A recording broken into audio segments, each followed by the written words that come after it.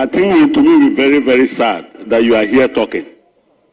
He was expecting you to sleep at Yoko with him. You abandoned him to sleep there. And today, you promised the people of Ghana that you abandon this chamber. You are here making a lot of arguments. You people should tell Wuntumi his people are deceiving him. And he's sleeping there alone and they are here. Arguing for more holidays. Honorable Dongo. Mr. Speaker, that is what they made us believe. Chairman of the committee. We were surprised when they were sitting on the ground there. Honorable but when we went there at 7, they had disappeared.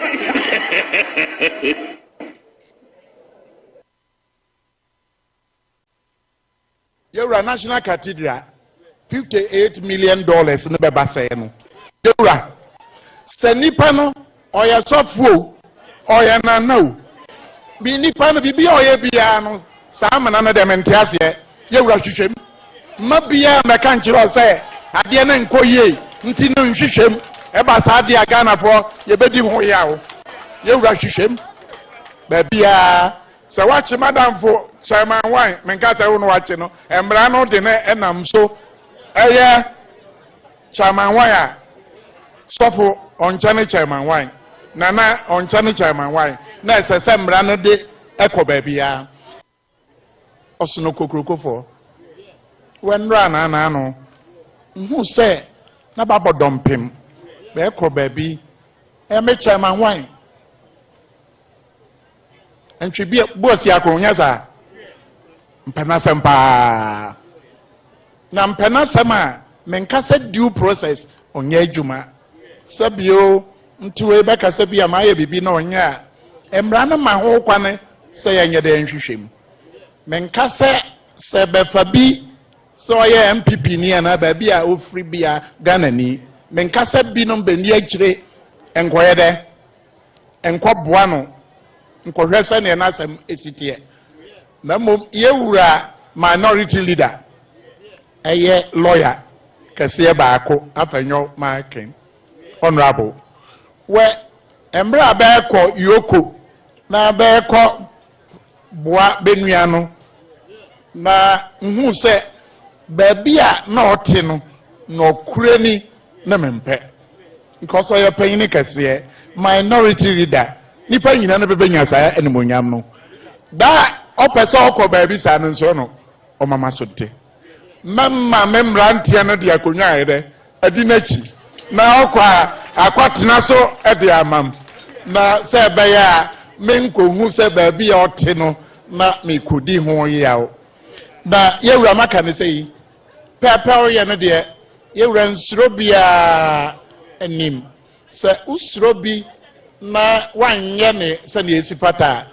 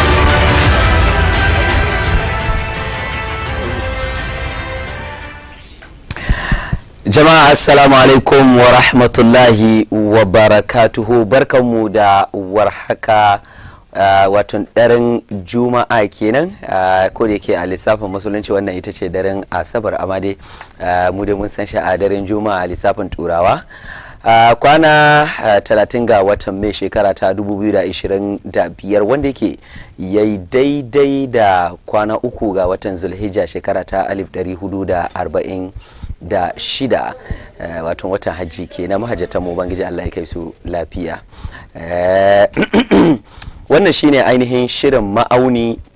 A kan wannan shiri kamar da kuka sani muna kawo batutuwa ne ake dibiya a kan ma'auni domin a auna a tantance wato batutuwa da yake ake ta cece kuce a kansu, ina nufin batutuwa masu muhimmanci tare da mutane da yake suka cancanci a yi wa'annan tattaunawa da su. Yau dai a kan shirinmu akwai wato batutuwa da dama wanda yake za mu dan duba wani update kadan dangane da aikin hajji a hali da ake cikin, sa'an nan kuma har yanzu dai lamarin nan na wato shi chairman ko maga kujera na jam'iyyar NPP yanci Bisiyako wanda yake aka fi sani shi da suna chairman Wuntumi, a hali da ake ciki dai kamar da muka sani yana hannun hukuma wanda yake cece kuce da dama sun taso ko kuwa suna ta yaduwa dangane da kamuwa da aka yi mai ko kuwa hannun hukuma da yake akwai har akwai inda yan maririn jayi a majalisa suka ce kamar ba za su bari waton headquarters Yoko ba sai an sake shi, wai za su ma yi bacci a wurin nan. Wani video dai da ke sa yaduwa a shafukan sada zumunta na nuna cewa kafin karfe 11 dai wurin ya yi shiru, kowa ya kama hanya. Banda wannan kuma akwai al'amura da dama wanda yake akwai ita waton shugaban alkalai na kasa har ila yau dai kamar da na ce ba ni da iko na kira ta tsohuwar alkaliya domin a hali da ake ciki an dakatar da ita aikinta ne, amma dai ba an fidda ita aiki ba, an dakatar da ita sa'annan aka kawo wani da yake shi yana nan a matsayin mai rikin ƙwarya ne, amma shi wanda yake a hali da ake cikin yake aikin shugaban alkalai na kasa wato chief justice yana nan ne a halin mai rikon ƙwarya, ba wai an rasar da shi bane. Ta haka wancan ba za mu yi mu ce tsohuwar alkaliya ba, amma dai ita wanda take aiki da aka dakatar da ita wanda yake har yanzu ake ta gudanar da bincike a kanta, akwai cece kuce kuma game da wannan dakatarwar ta da aka yi na aiki da kuma batutuwa da suke ta tasowa game da dakatarwarta da kuma bincike da ake ta gudanarwa a kanta da kuma kotu da ake ta zuwa ana tsauraran kara da makamancinsu. Shi ma za mu dan tattauna a kan in Allah ya yarda. Sa'an nan kuma Domahine shi ma ya yi wani magana lokacin da shugaban kasa ya je waton irin to na godiya kenan wanda yake ya je ya gode wa al'umma ko yana gode wa al'umman kasa da suka ba shi dama ya jagoranci wannan kasa da kuma irin hangen nesa da yake da shi ma wato wannan kasa bayan ya je rangadin yakin neman zabe wato campaign kenan da ya yi a fadin kasar nan. Al'umma suka ji wannan kira da ya kai suka ba shi dama ya zo ya shugabanci ko kuwa ya jagoranci al'umman wannan kasa. Ta haka ya kai wato to na godiya, ina ta gode wa mutane to da suka je suka bullo can a fadar Domahini shi ma ya wani manya-manyan kalamai ya kawo wato batun cocin kasa da wancan gwamnati a karkashin jagorancin tsohon shugaban kasa President Akufo-Addo, former president kenan, da yake yayi alkawari, yayi ma Allah alkawari ko kuwa yayi ma Allahnsa alkawari cewa idan ya samu mulki zai jina masa coci. To ana nan zatutuka da yawa bayan za mu fara maganan wato cocin kasa ba. Shi ma Domahini ya ce kowa da aka same shi da cin kudi a cikin sunan National Cathedral na wannan cocin kasa, wai kowaye ko wato pastor ne ko wane ne ko ɗan siyasa ne, wayi kokari a gudanar bincike a kansa kuma an same shi da laifi a hukunta shi. Zatutuka da yake nan ina ta ma wayannan bidiyo suna nan kamar da muka soma da shi. Idan muka soma shiri kuma za mu wato maimaita mu kalle wayannan videos din insha Allah. Masu kalloni ne naku Ameer Mukhtar mai gabatar da wannan shiri. Za mu tafi hutu na karamin lokaci ko kuwa za mu dan zagaya mu zo. Idan muka dawo sai in ainihin gabatar da baki ko kuwa wakilan jam'iyya da zan yi wato wannan tattaunawa da su, sai mu shiga a cikin fira ɗan dilla-dilla insha Allah. Ta haka kada ku yi nesa da kwatunan ku, za mu zagaya yanzu nan da mu dawo insha Allah. We'll be right back.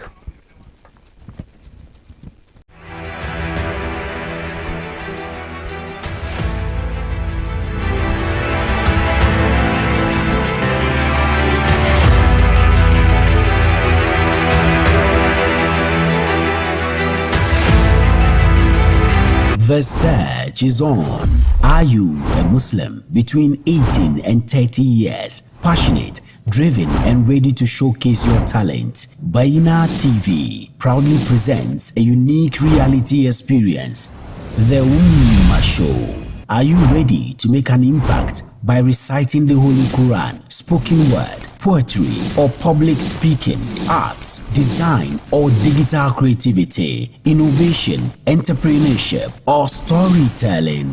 The Ummah Show is here to empower you and nurture your talent into the next big star. With some amazing prizes to be won, stand a chance to win a fully sponsored Umrah package, capacity building opportunities, and some amazing cash prizes. No long forms, no boring stuff, just your best self. Be bold, be part of something different. Apply now at umma.bainamultimedia.com or call us on 0539 487757. The Ummah Show.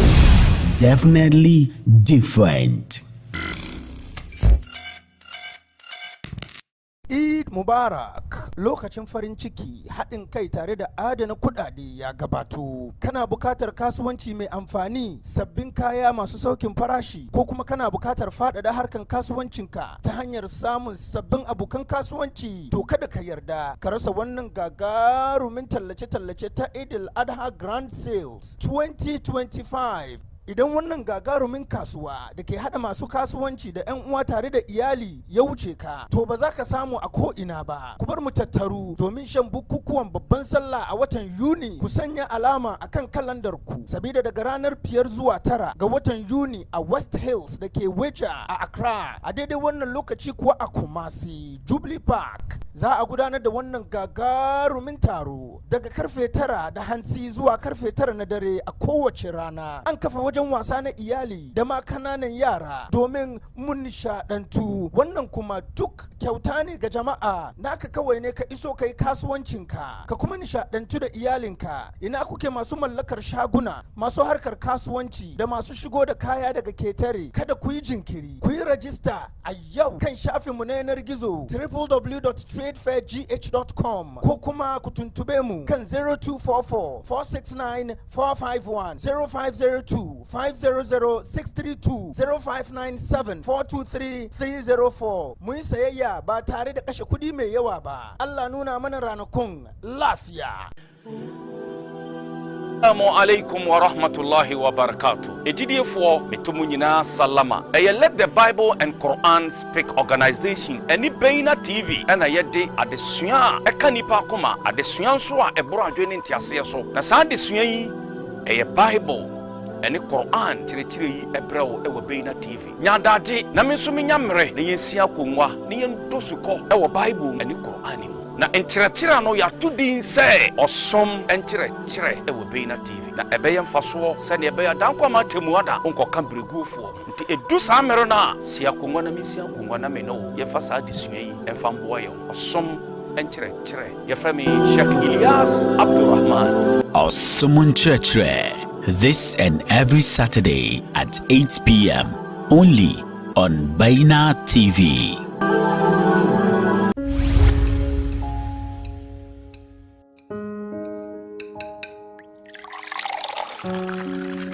Kingani.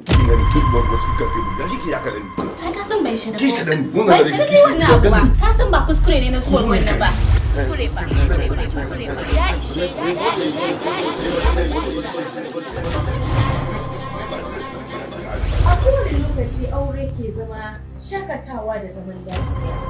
Akan samun sabani da rashin fahimta da gaddama tsakanin ma'aurata. Wasu lokaci tarbiyyar da yara yana ya zama matsalar aure. Ku kasance tare da mu akan shirin darasin aure a yayin da muke zurfafa bincike akan kalubale da ma'aurata ke fuskanta da yadda za magance su baki daya tun daga wahala har zuwa nasara. A wannan karo za mu kawo muku wani sabon salon akan shirin darasin aure kowace ranar Laraba karfe 4 da rana tare da ni Hajiya Munira Mahmud. Darasin aure headquarter duk lamuran aure duk baki daya.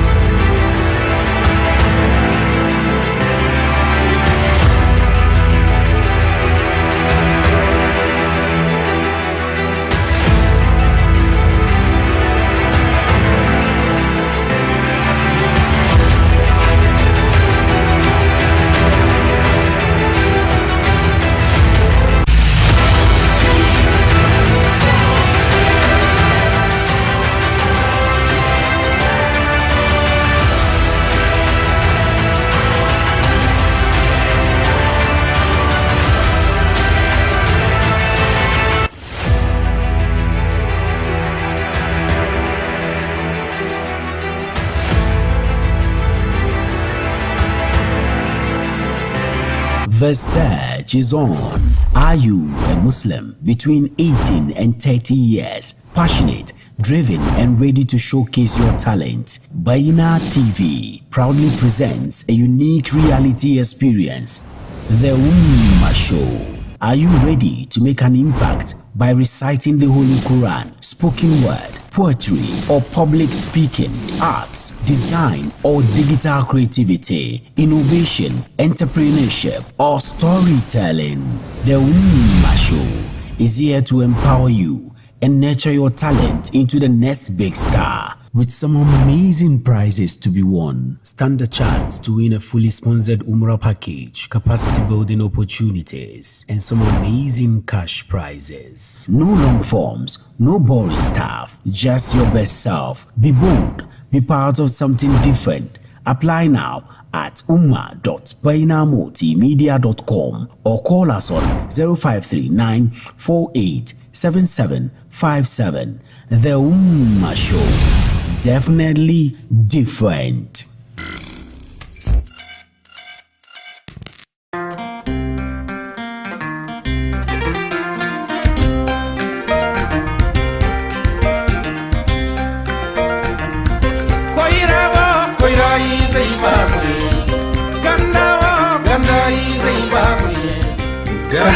Gandir gabal sai zabal sai ha gati alada ngati wokir na gar kagaika kagar na gar ngi kagaika dirma na ka bal sai irma kai ka hehe ka jar ka kato nunkan aga hima kato wodin do mace bakan irma na lahidu timmandi inna ka bakar harara warbato kan irna gwarandi kan she igane hinin dawa ngati charadiyan hinin dawa ngati basa tare hora lasal tare irfillawai fakare da salmahari kan ine haga bai za zaman tawilan bato dara adina faham yanu ya ayyuhan nabiyyu lima tuharrimu ma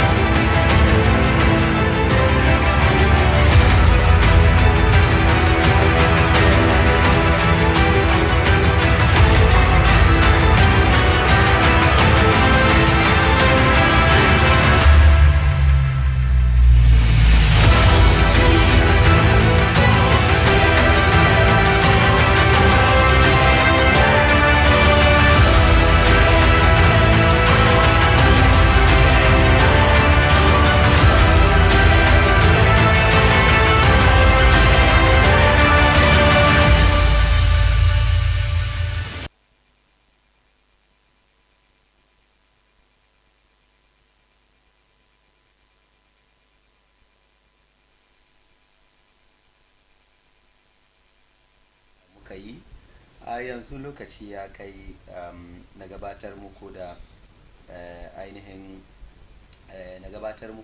ainihin wakil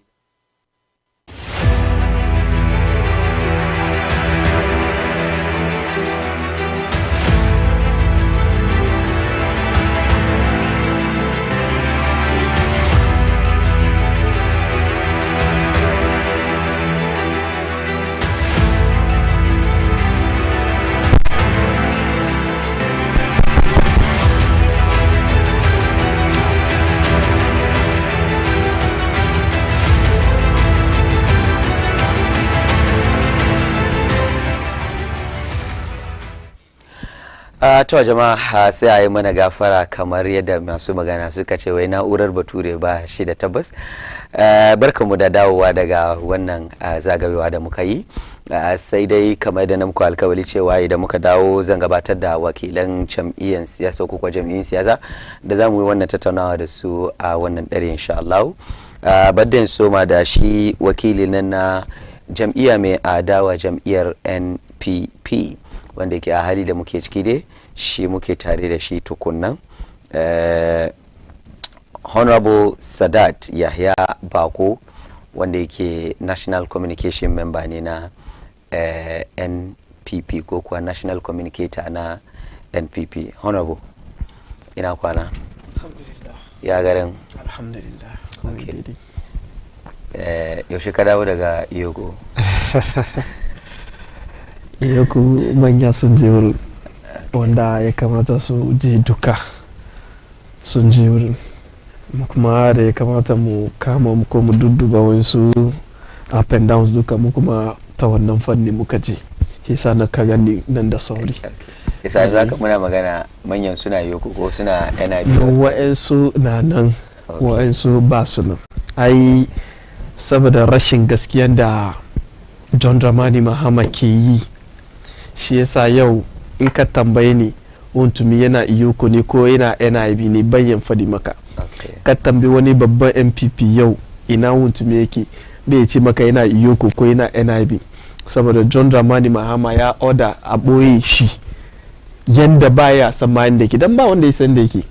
Mai shi yana nan bai da lafiya, yana kan medication, weda abincin da zai ci maganin da zai sha ba san abin da yake cikin ba. Under John Dramani Mahama da kowa ke ganin kamar wai a democratic president, yau ga abin da ake ciki, an doki laws an sa hannu, sun sa hannu suna yanda suka ga dama. I don't know ko dai resetting da ya promise mu cikin guda kenan. Dan 48 hours mutum na custody ba kai shi court ba wanda ya san da yake. President John Dramani Mahama abin da yake so a yake nan, inda abin da yake so a yake nan, wow, fair enough. Ko 20 years ne dai ciki kwan life. Ka san wani sa'ilin wayan ga harkoki ne na intelligence ko? Na intelligence me suka untumi barawo ne, criminal ne ko terrorist ne a gaya muna. Wani charge aka mai da aka boye shi har yanzu? Wanda aka charge shi da treason ma an ba shi hanya, an ba family shi da yan party shi manya sun je sun gan shi, sun gaida shi, ya ce musu yana jin daɗi, yana ci abincin da ya kamata. Balle wanda aka ba shi minor ma laifi, treason aka charge shi, terrorist ne. Wani irin laifi ya yi da ba iya grant shi bail har yanzu a ɓoye shi ba san da yake ba? A gwada muna wani rule of law ya gwada haka nan. Inda gaskiya ne ba hannun John Dramani Mahama ciki, Raymond Acha da yake head wurin bai sai ya keep wuntumi har zuwa yanzu ba. Shi dai a ce muna order from above ne. She mai lauyoyin wuntumi don ka san dai demokratiya ake, ai lauyoyi suna da abin nan kuma. Wanda suka rike shi me suka ce musu? Sun ce musu wani abu ne. Ka samu ma wani da zaka gan shi ka tambaye shi magana ne. Ba su duka sun dodge ba, suna gudu ne. Su duka wife to ya ce wani abu. Su fito a zauna da su yi magana me kuke so, menene bail, menene kaza, suna nan ne. Ba dai nasu ne suna so su rike wuntumi ba. To su kenan sun kama shi ko kowa ya gudu ya je inda yake so. That is the order from John Dramani Mahama. In ba ka ba, in order bai fito wurin president ba wa zai ya rike shi har yanzu? Me yayi? Amma ya ke ce mai institution ba su suna nufin cewa su aikin su suke yi ba? Shine aikin shine me? Shi sa da tambaya su gudanar da bincike a kan shi abin nan. Akwai daga cikin tuhuma da ake tuhumansa da shi, daga cikin wai an bashi kwangila wanda ke har yanzu ba gan hanyoyi ba, daga ciki kuma wai ya yi mining a waton forest reserves mu da sauransu, tun da hannu a cikin hakar ma'adanai ba bisa ka'ida ba a karkashin shi abin nan akunta mining. Mun fahimta ko. Sai kuma wuntumi bayan haka ya yi zama a kan TV yake cewa shugaban kasa, ina tuma lokacin mashe shi bai zama shugaban kasa ba tukunna, cewa ba abin da zai yi mai. Mun fahimta ko. Hata ma yana nuna mai cewa ai kuma shi din ma in zai shiga inda yake zama wato chairman na party da then government in power kenan, na yake cewa ai in shi shugaban kasa zai shiga ma ya gan shi sai ya yi yarjejeniya da wato barin tambaya, wani court ya gwada abinda suke cewa ga duka gaskiya ne? Ina evidence da suke gwadawa kamar abinda suke tuhuman shinga duka gaskiya ne, yayi hakanan ne? Akwai shi, an gwada. In nasu ne su investigate, fine, a kai shi court, su da su jelin shi. Me law su ya gwada? Ai aiki da laws bane, ya kamata a rike shi more than 48 hours ne, ba haka nan bane. Sai sa me yasa in dai gaskiya abinda suke fadi nan duka yayi, mu doke shi ma yayi. Ko wani barawo sosai ko kuma wanda ya yi kashi, ya yi commit crime da ya fi nashi, yana samun bail. Shi me yasa aka hana shi wuntumin bail? Maganganun da ka fadi wai an ce yayi, wa ya ce yayi? Kaga abi gaskiya mu doke shi ma yayi. Me ke gwada ko waye gwada cewa yayi? In gaskiya ne yayi, kun kai shi court ya gwada cewa yayi, aka jele shi, wake da wani argument da wani. Amma a halin da ake ciki, mutum ne ku ne ba ku kai shi court ba, ku ne ba ku charge shi ba kawai yana nan dai in your custody. Wani law ya gwada haka nan. Maganar da muke yin kenan.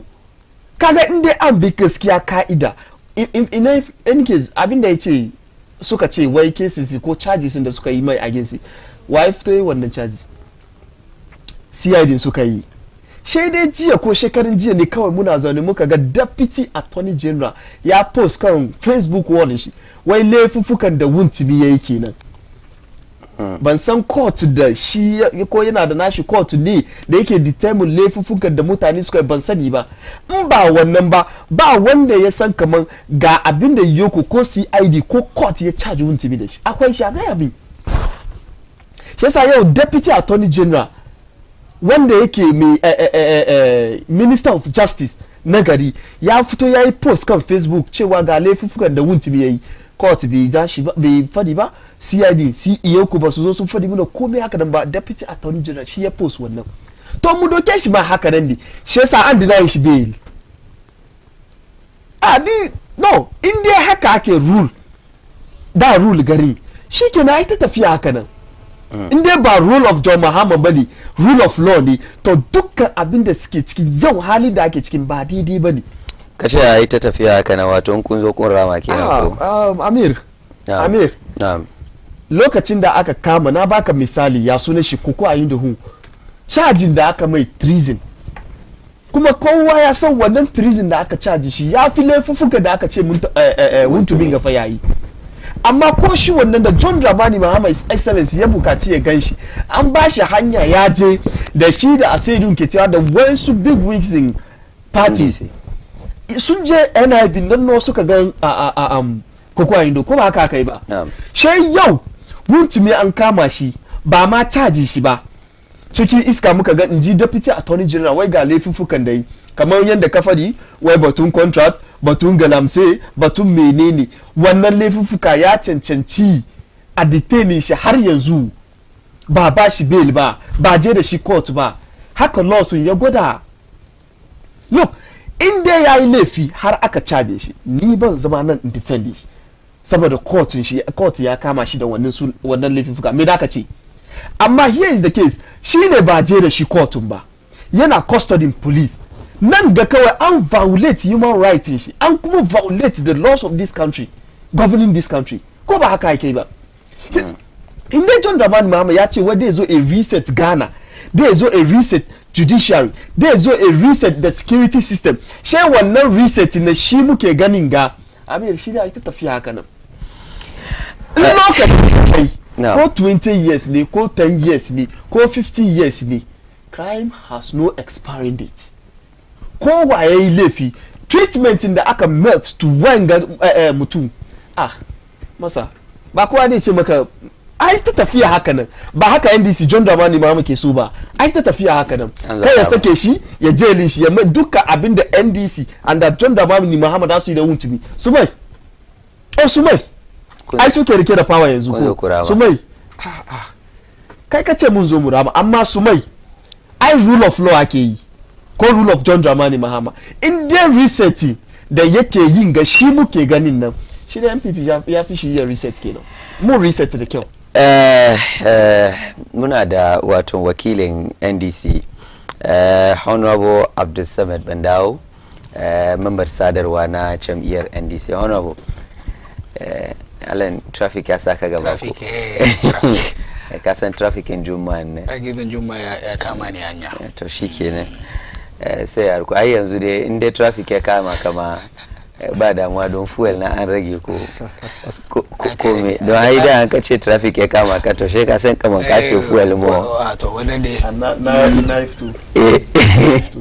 knife to knife to sabi knife to wai zuda to maybe shi ma ya je ale ka yo ku duba ko ana biyo na ga sun washe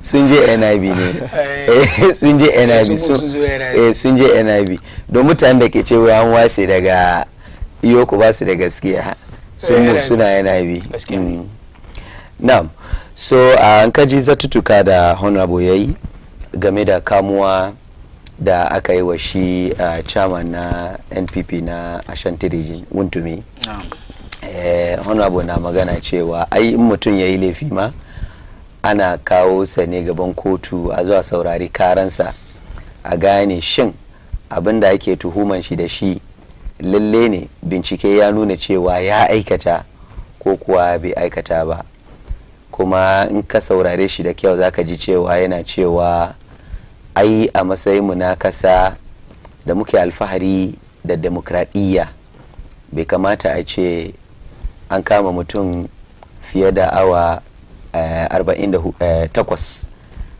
wannan an yi haka a demokradiyya kamar dai an take hakkinsa na bil'adama an take rightinsa kenan na human rightinsa kenan mun fahimta ko ta haka an NDC sun ce kaman ko kuwa in an ce kaman don ba da sunan NDC aka kama shi ba an ce Wuntumi ya yi laifi to a kai shi kotu a ja saurari karansa shi a duba a gudanar da bincike game da shi amma abin da ake yi kusan kaman irin abin da ake ce political witch hunt din ko NDC ya kama shi kawai ma political witch hunting ne na to honorable Abdul Samad Bandawo aka kai ta murmushi da kun ji dadi an kama Wuntumi ba wani murna cikin wannan wannan sakani ba ta kan shi kuke ba ko ba ta kan shi kuke ba muna focus on yadda da mu yi gari ya ci gaba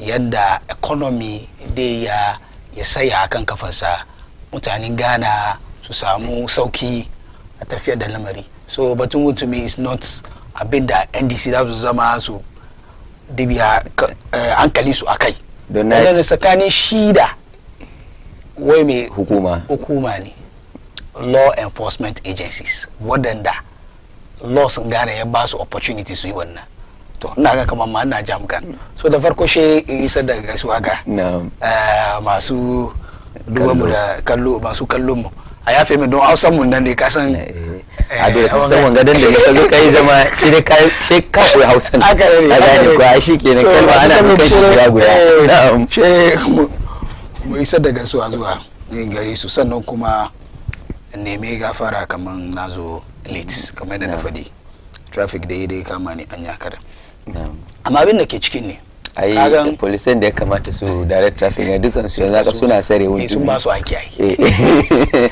suna sare wudu abinda muke cikin ne na'am garin ga muna da abinda ake ce ma wai rule of law okay kuma abinda yafi mu sani ne yan NPP ba su da moral rights su gwada ma NDC game da shani rule of law because mu duka muna garin ga for the past 8 years mun ga abin da ya happen. Is it NDC or government? Don na san na riga win power is babatun that is where they want to link the matter to.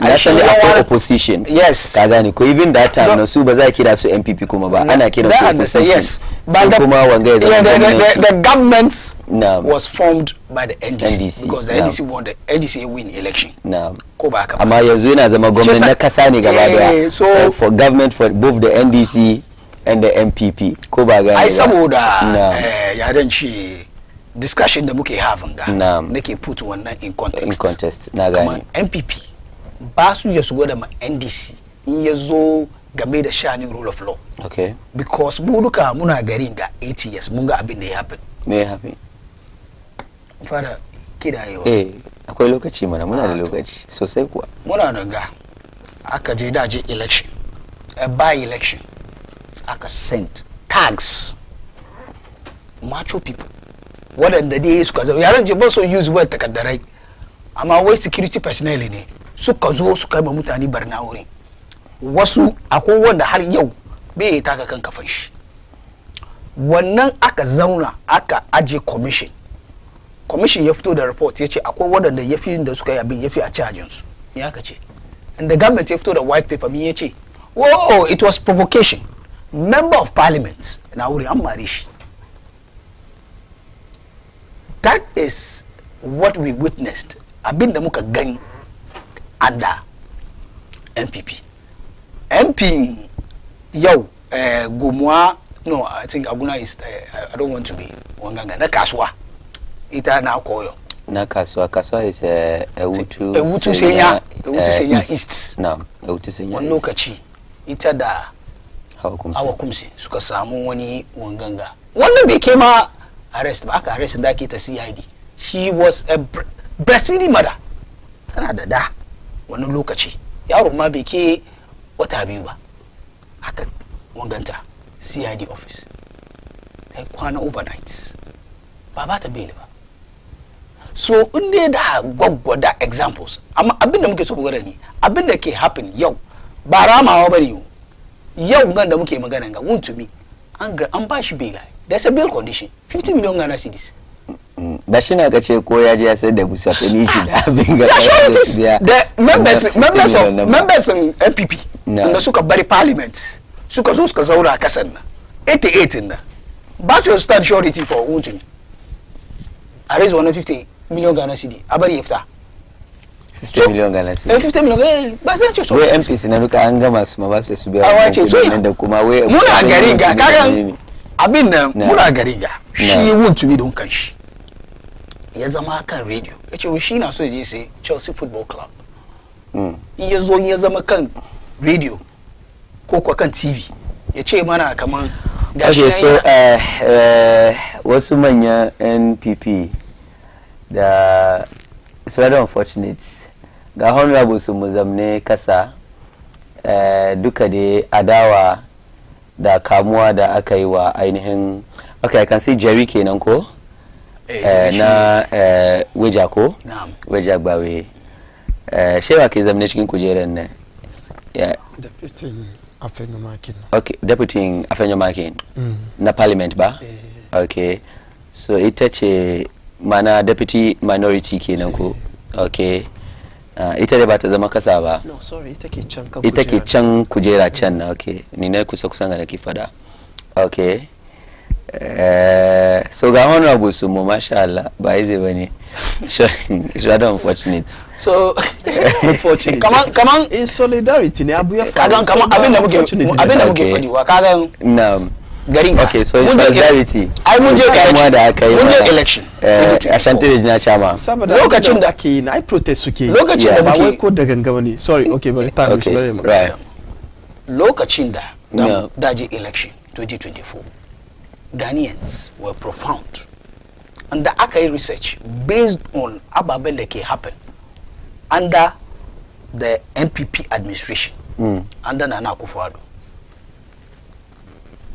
When the election 2024, and John Dramani Mahama Yeche away, wayanda suka yima garin Gabarna akan batun kudinmu, akan batun landinmu, akan batun ruwanmu da wasu ababai. Inda na zama president na make sure kaman wadannan mutane do be held accountable.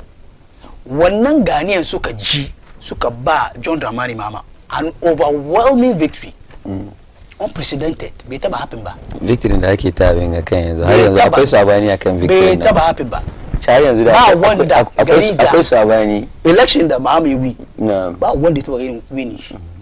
No ba mu ce na ce akwai dai sabani a na me kenan wani sabani. Wai MPP ba zai sun vote ba. Wannan shi ne kaga MPP suna da abu guda. They live in their own illusion. Su suna create their own akwai wai kai maka kame jakulikuli shi kai dariya. Abin da suke yi kenan. Su zauna suka zama suka ce makansu kaman 2 million of their voters did come out. Abin nan 2 million nan ya wani scientific research wani data yake ce maka kaman wayanda ba su fito sun vote wannan 2 million nan mutane kare. You don't use previous election. So you compare in the previous year. But is anybody and that ki araka the data, the numbers you use wannan duka is flawed.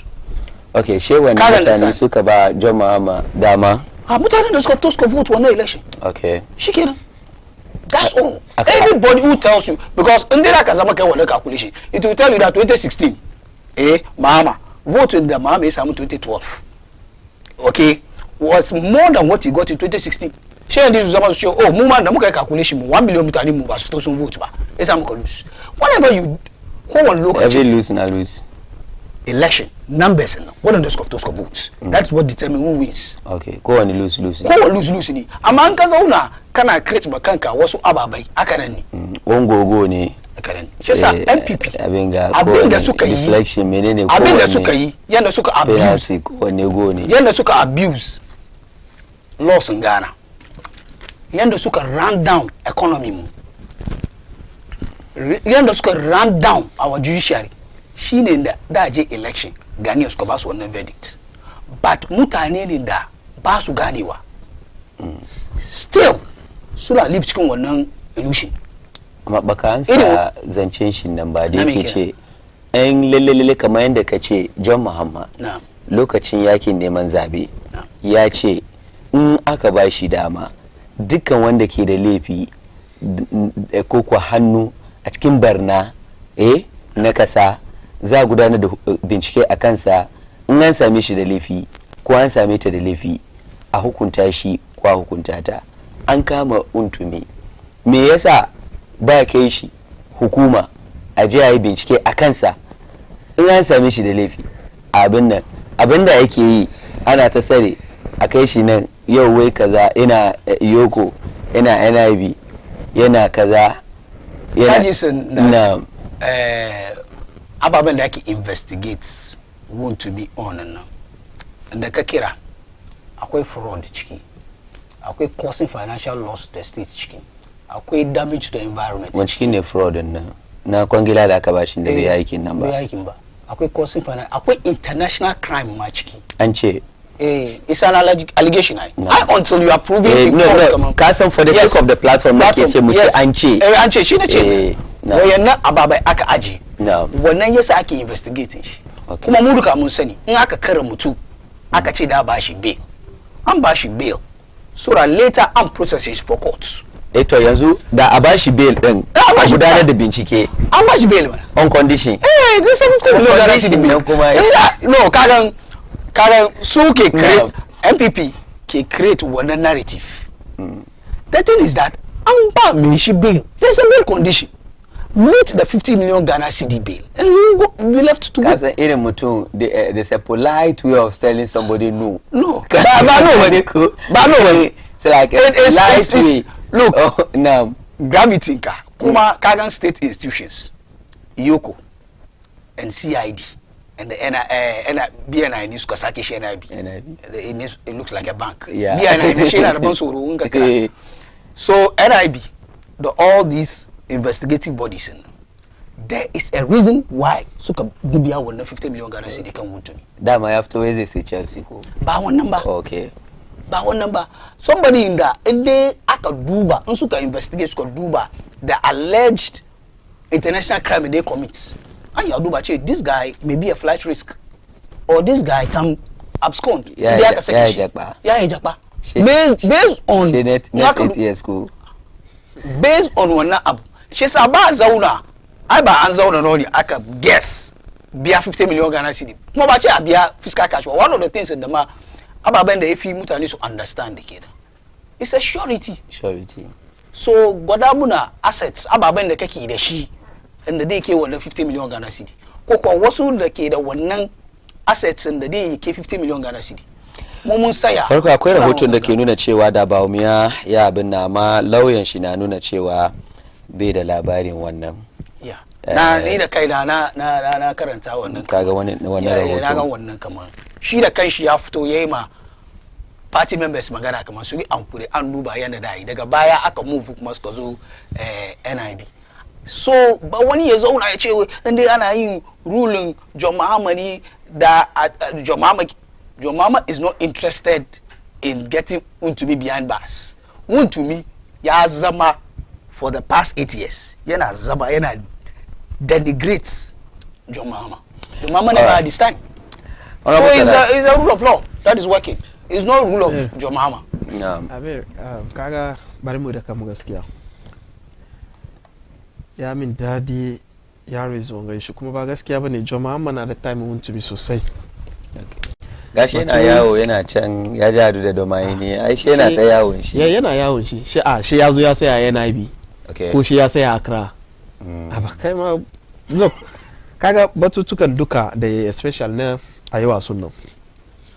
Da aka yi aka kare an samu wasu da laifi president West Wagon president ya set commission ko ba shi ya haka nan ba saboda a bincike abin da ya faru aka yi aka kare abin da wanda da menene demotions aka demotions wanda da transfers aka transfers saman ko yankuri platform mura because I was coming maybe wani abu ne ya ba mu shi ai wannan abin ya faru transfer ne o menene duka ai wannan inda aka transfer kama kawai aka kai ka wurin yana wannan yana mu dai mun ga da yawa wasu na cikin national security zuwa ka gani saman ku ne na'am president ya set example by commission ya set wannan committee nan su binciki abin da ya faru wannan ya kwanta kaga na biyu in kamar dai maganar da kai da it doesn't make sense a kama public figure kuma politician ne kuma an san businessman ne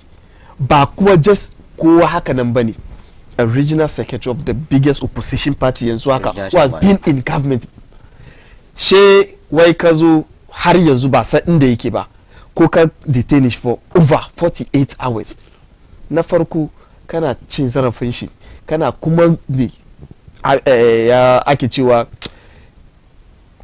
kana taka hakin shi aje wannan ana ta kuwa wai an bashi beli me aka bashi 50 million Ghana cedis. Does it make sense? Aba ya fari doesn't make sense. Wai yana da wannan kudi in ka tambaye in yana da wannan kudi that does not mean kaman before ma kama shi ba freeze account shi duka ba ba wanda ya ce ya kasa biyan school fees shi na ce maka in yana da kudi ko bai da shi ya kamata a ce maka wai wannan 50 million nan da aka caje shi ko aka ce ya ajiye wani abu da ke gwadawa wannan 50 million ya yi ko bai fi karfin shi ba kawai it doesn't make sense.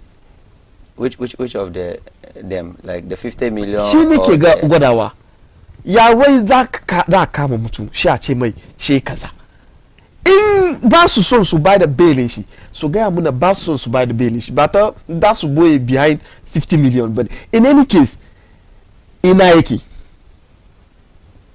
sun sun gwada ga inda yake vice president immediate past vice president ya je NIB ya gan shi an je yoko yana nan so wani abu suke so su mai like in ba su da wani abu game da shi da at least in yana nan an san yana nan AD shi bai san inda yake ba vice president ya ce an ce yana NIB ya je wurin ba shi NIB yasa na ce maka da gangan ne an tun plan ga yanda za a yi da shi president ya tun san da abin da ake cikin ga duka an program kuma duk Yoko ko NIB ba su da hanyar su rike Wontumi for over 48 hours har yanzu suna run without order from above bai yi minority leader ya je da parliament wurin ya an ka kare su yi sun abin ga bai yi ba a whole former vice president ya je wurin har yanzu ana rike ba ma gwada mai inda yake ba shi ka ce wai ba jama'a mu bai da time Wontumi ya sake shi ba nan bai da time ba ka sha ba belin me haka ba shi nice way to deny belin shi ke na yi sai sa na ce maka inda rule of law ake yi da bai kamata a ce har yanzu Wontumi na rike ba bai kamata ba kuma inda ba order from above bane bai kamata a ce Wontumi na rike har yanzu ba mu da kanmu gaskiya mana haka law ya gwada inda haka law ya gwada fine ai ta tafiya haka nan in kuma ba haka law ya gwada ba maganar John Dramani Mahama ne a detain shi a bar shi har sai in sun ga dama su sake shi ai ta tafiya haka nan ni magana na kenan in dai gaskiya law ake bi a te in kuma ba law ake bin ba ai ta tafiya haka nan yasa baka yi ka zo ka kama mutum har yanzu wai ka ce wai an ba shi bail ba meet bail condition ba oh haka ake tafiya haka za a yi shi resetting da aka promise mu kenan ga boko me ke tafiya boko iyakon da wane ne da su ba su zuwa su duba a samu zaman lafiya boko Wontumi mai lamarin boko ba an sa hannu otunfo an sa hannu otunfo ba sa hannu otunfo ba zaman lafiya ake bida boko yanda za yi boko ya ci gaba abinda ake yi kenan Wontumi kama shi me zai amfana da gari ko me zai amfana da John Dramani Mahama in bincike ne an yayi binciken ba shi wurin ai in aka bukace shi look da aka fara kama shi ko aka ce yanzu bai zo ba a'a bai zo ba ya zo ai cikin zuwa na aka kama shi nake gwadawa ba wanda aka ce ai ya zo aka ce mai ya je ya zo ba na farko da aka kama shi ba ya je ya zo washe gari ko yaushe ne ya koto na biyun da ya zo ne aka kama shi wani hanya shi kenan shi yasa inda na ji har da bomb cikin kayan ne inda gaskiya ake yi an san kamar Wontumi kamar yadda baba yana ke gwadawa wai ya gudu saboda menene an ya haba Wontumi ya gudu ta yi to ska 50 million sake shi kama Wontumi ya no kai ma kai tunani mana wannan does he I don't know where did they use 50 million bill yana make sense no yana make sense it doesn't make sense ai gaskiya kawai ko one city aka ce wai a kawo wani surety an yayi amma Wontumi da ke wurin nan an san bai guduwa ya ce na mutum da ke bidan national chairman ya gudu ya na maganar da muke yin kenan shi yasa sun san kaman ko an sake shi bai gudu amma bari a wahar da shi mu gura musu yanzu muke rike da mulki ba abin da za su yi abin da ake yi kenan duba kan wani yayi karya wai John Dramani Mahama bai sa abin ko Ibrahim Mahama bai sa look the whole NDC party an plan abin gani an aka orchestrate shi yanda suke yin gano ba wani menene wani ba wani dabaran da za su yi Ibrahim Mahama shi businessman shi ba politician look nda mu fadi magana hai lokacin magana ya kai ba da Wontumi yake yi yau ba lokacin magana lokacin yi abu ya kai ai ta tafiya haka nan yes ai ta tafiya haka nan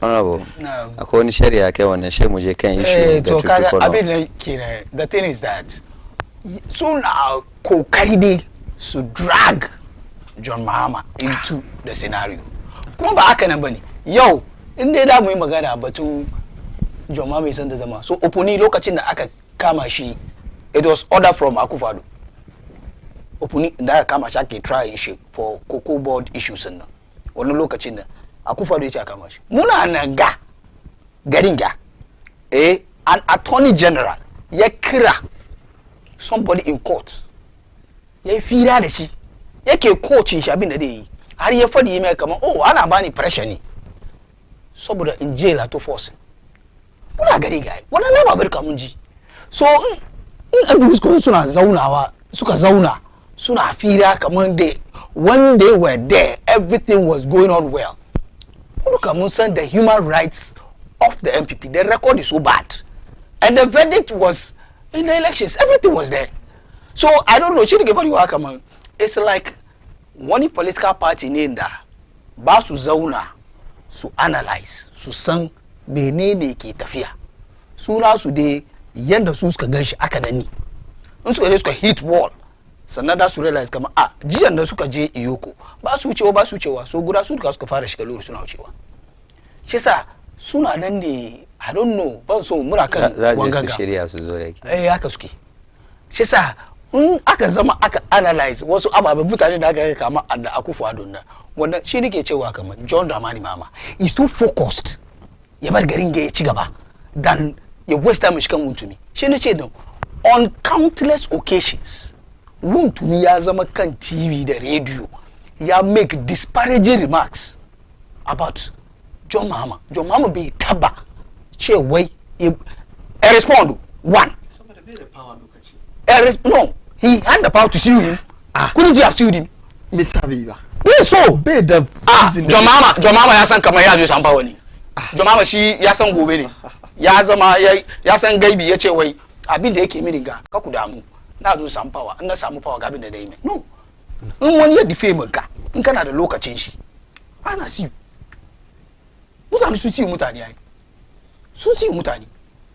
Ya defame ka yayi magana da ba batun power bane. Yes, ya defame, ya sue ka for defamation. So if Mahama had time for Wontumi, he would have defamed him, he would have sued him for defamation. Saboda maganganun da ya fadi. Wasu maganganun da Wontumi ya fadi game da John Mahama, ba mu repeat. Nan.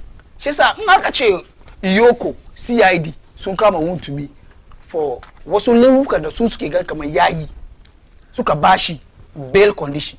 Meet the bail condition and let him go. And besides, what I like it, lawyers shi ne appear kubi yayi da su go friend am yayi. Su zo sun ce ba sai da yake ba. As only lawyers. If political party members sun zo sun say Iyoko ko suka gudu suka je NIB suka je suka say wurin suka ko suka ce ba mu gan shi ba, and they are shouting. Wontumi is with the either Iyoko or NIB. He's with them. He's not going to, nobody has taken him anywhere. He's there. So lawyers until Apia Kubi, you have to yazo way. Naje nanga bangashiba, naje na bangashiba. Shacho maybe ba sa inde yake ba. Amma wanda da suke fito suke wadan magana na duka are people who don't even have access to Wontumi. Wontumi has the access to lawyers in Shai. Ba wai kaman ana ba wanga ba gontana mo be bane. Inda aka wanga shi shi sa inda yi magana kara yi shi kaman it's a witch hunt. No, Ghanaians soon vote my His Excellency John Dramani Mahama to make sure that all the people who were parts of taking this country Garinga wannan reverse cycle in the aka sa Garinga cikin for the past 8 years must account for it. So in the state institutions sun zo suna wannan aiki inda ka zauna baya kana so kai kokari ka doki ka sa John Mahama cikin wannan sakani ka san bai work. Ghanaians know that thing bai work. Kana da sharhi na karshe ya shekai shemu duba batun kai bari mu gaskiya. Na'am. Inde ba ku chantin bane. Wai rule of law da bi. Attorney General a Iyoko da wani ne NIB ba su fito da charges da ake gwadawa ba. Deputy Attorney General ya fito ya zana kan Facebook shi. There were no charges. That's what. But charges were. When abin da ina zuwa. There were issues. These are ina zuwa. Sorry. Magana. Me yace Attorney General, Deputy Attorney General ne yace ana investigate Wontumi kan abu kaza ko ba haka yace. Wannan ba charges ne. They investigated but it's me ka san kamar akwai charges akwai. Samu hankuri. Maybe charging da na use shi kake ganin shi wannan. Fine. In dai gaskiya zabi shi Deputy Attorney General da bossun shi ba su drop charges against Opuni ba. Kaga ba na ce maka magana na nan just sometimes ana rufe magana ne saboda wani abu. in their charges in investigation da yace ana yi na, was it not the same investigation da ake yi suka to drop charges against Upuni, against shi Atufor Samu Hankuri, against ya sunan shi Atufor Simba. Kai muna garin gawo baba yana ya sunan karin John Mama Ibrahim Mama ya ba da fake check and Nanadu kaga wani ya dabe shi, wani ya kama shi MP singa da suka karbi don sala kaga an da saboda me diplomacy na aiki, wani abu na nan wani engagement da wasu ababa yana aiki. Charges singa duka ko menene investigation da attorney general ya ce ana yin ga duka in an dai za yi ba ya sake wuntumi a jayi in dai ba witch hunt ake yin ba. Duk abin da suka yi under MPP then Nanadu was very lenient on them. Where Attorney General, where the suspect Bernard Enchi Buesiako, aka Chamawuntumi, is under investigation for various criminal offenses, including fraud, causing financial loss to the state, and money laundering. Yakara de Chewa, where the criminal investigation is running concurrently with assets recovery proceeding to prevent further dissipation of what law enforcement agencies strongly suspect to be proceeds of crime. Where the suspect is also under a second strand of investigation, which is part of a larger international organized crime scheme. The Economic and Organized Crime Office, YOCO, is working with our international law enforcement partners on this second strand of criminal investigations. Zatutuka, naam. Bail kama ce shi ba. Wani bil aka bashi. Kana fadi baka kunya kana wani bashi wani kunya kenan. Miliyon Ghana cedi. Ka duba. Wai an ce an bashi bil 50 million Ghana cedi. Look, so kudi nawa ne? No, look, 500 million. Let's be fair. I'm not bail 50 million. So kudi nawa ne? No. MPP as a political party can be able to raise the bail condition of voting. They want to raise or score a bit of make sense. But for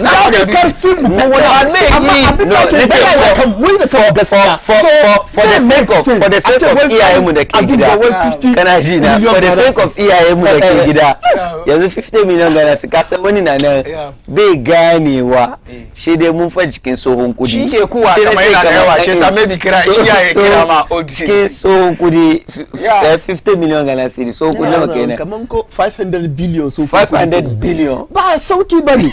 So esa na ce maka duba solid money. Look solid money ba it doesn't make sense. Magana da nake so ka understand. Samu kudi kaga ba kaba esa da ce kamar cewa wai an ce an bashi bail 50 million. An bashi bail. Look kaga ba muna so a fahimci. Look ba bashi ba. Kaga magana da kake ba bashi ba bail a ce wai an ba mutum inda ba su a ce maka ba mu sake ka condition kamar 50 million a kawo shorty batun akan 500 no na son ka fadi cikin tsohon kudan 500 billion 500 billion yes na so wanda ya ci magana ya saula ya 1 trillion ne more than 1 trillion ne. That is what the investigating bodies so can determine based on the allegations against him bail conditions. Well, stop laifukan gada suke gwadawa yayi laifukan da gada suke gwadawa ba ku yi laifin da wannan an kama ku an intimidating ku Muslim maybe da aka ce yayi ko ayi da hun bai treason ba wanda yazo na shi shi are you comparing treason with money laundering? Money laundering no ne wa gwada kaman an gashi na gaskiya yayi so ana tuhuman shi da shi ana tuhuman shi to kaga sa bai yi ta magana da yake yi kaga tuhuman shi da ake ya kamata ko bai ta gida ya kama in an tuhuman shi gida ba aje mai condition ya ta gida kai ta mutu aje mai ko wuce. They are just Kanama. So just when they come. Look, just to deny the man bill. Let me tell you. Kagan inda ba mu gan MPP ba 8 years. Maybe years amana an ya ce oh magana da yake fadiwa gaskiya ne. We have seen worse. All right. Under the MPP. So issue one to me is still running. Kamar yadda wani ya ce na san watakila za mu sake abuwa kuma next week. So muka zo yanda lamarin zai kwanta mun dago shi daga wurin in Allah yadda. Ofa ko ye domahini video she ku buga min video na domahini. Shi ma yi magana batun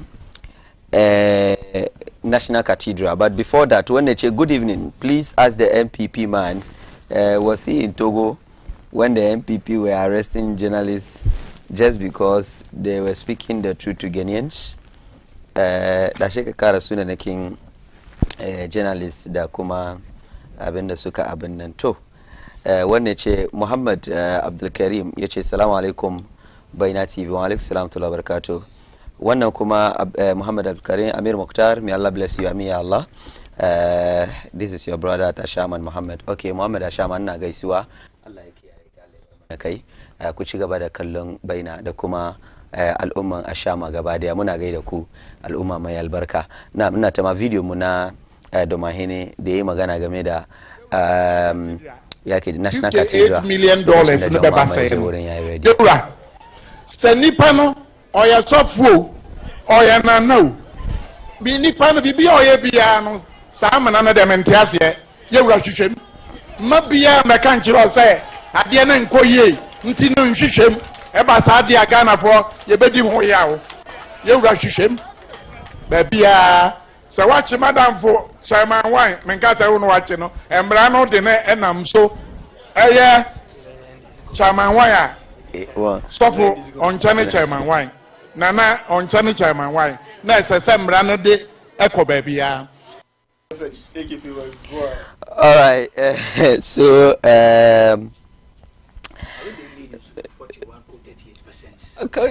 Domahene ya Jomama ya je thank you to she ya kawo batun National Cathedral. Couldn't na mana wani $58 million ko? $58 million. Okay. Na wuntu mi na Ghana cedis ko?